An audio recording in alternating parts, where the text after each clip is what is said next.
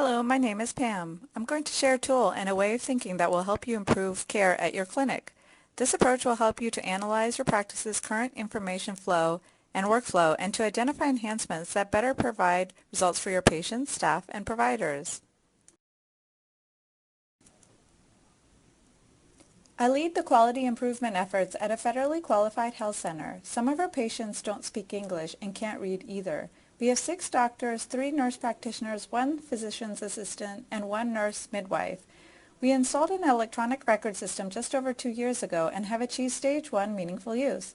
In the past, no matter how hard we tried, it seemed like our practice was lagging in blood pressure control metrics. So about 9 months ago, we tried a new approach.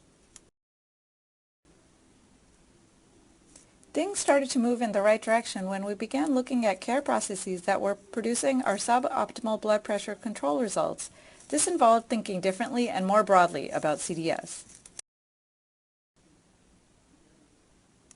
We applied a structured approach to examining our care processes. We used a tool that helped us to understand how to improve workflow and information flow to address important targets, such as blood pressure control.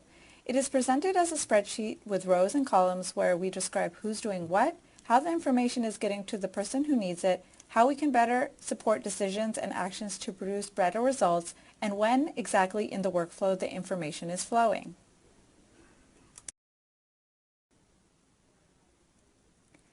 At first glance, the worksheet might look complicated, but the concept is pretty simple. The worksheet helps us think through how we can best support each step in care processes to ensure optimal results for our target. There are 3 main parts of the worksheet that answer basic questions. 1. What target are we trying to improve? 2. What are all the opportunities that we have to influence that target? And 3. At each one of these care flow opportunities, what activities should ideally be happening? How does information currently flow to support these activities? How can we improve this information flow to get closer to ideal care activities?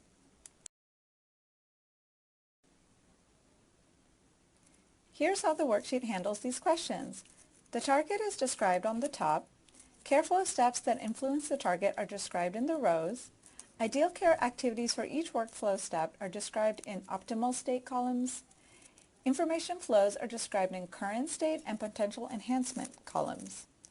Rollover text in rows and columns explains the meaning of headings.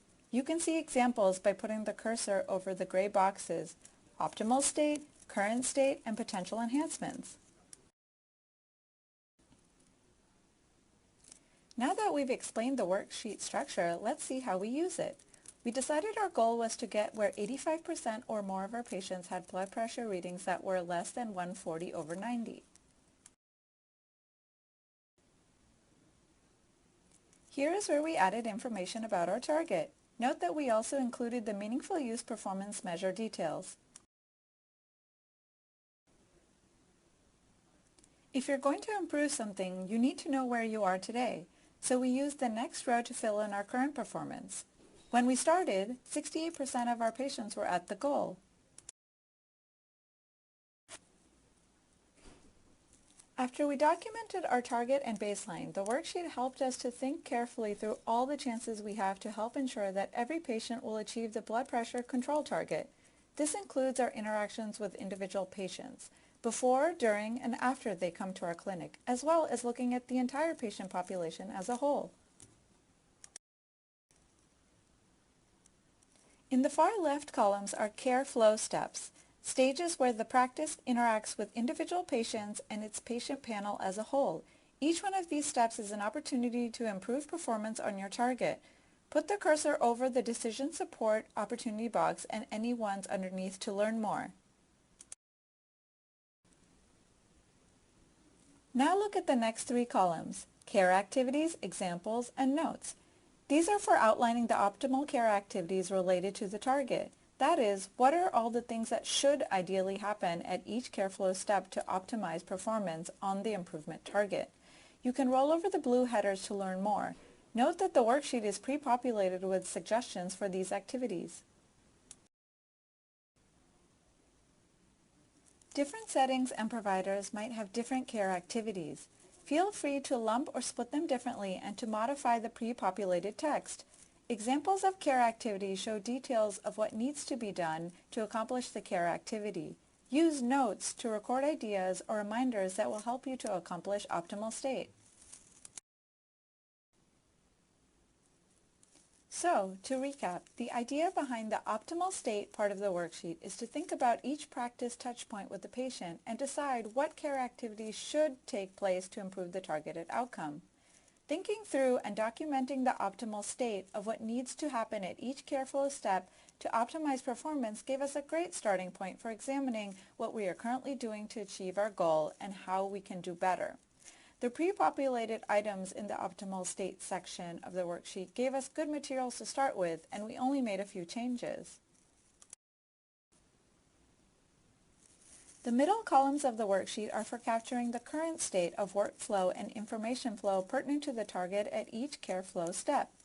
Documenting the current state helped us to see gaps between our current information flow and what's needed to achieve optimal blood pressure control.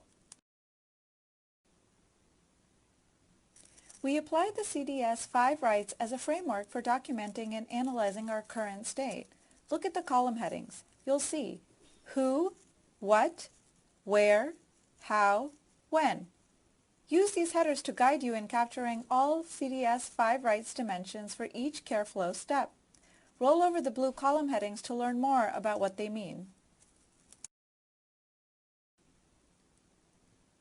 When documenting this portion of the worksheet, we found many gaps between how information related to managing blood pressure was currently flowing and what needed to happen to achieve optimal blood pressure control in our patients.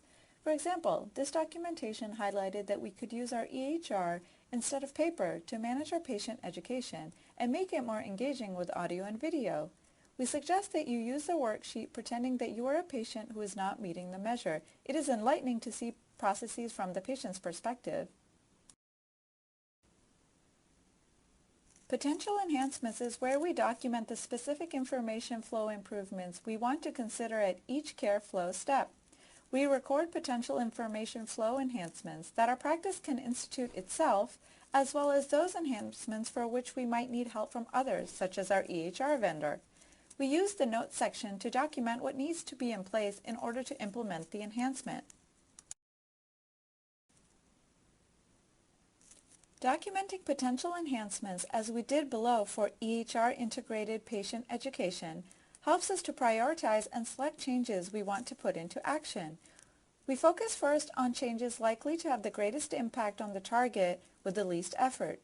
We use the worksheet as a living document to track and support our efforts to enhance information flow and workflow for our improvement targets. I hope you found this tutorial useful. The CDS QI configuration worksheet helps us to think about what we actually do and to brainstorm ways to enhance our EHR use and other processes so that we have much better outcomes for blood pressure control and other targets. We're proud that our clinic is now a top performer on blood pressure control measures. Most importantly, we know that we're giving our patients better care and doing this in a way that's better for our staff, providers, and practice.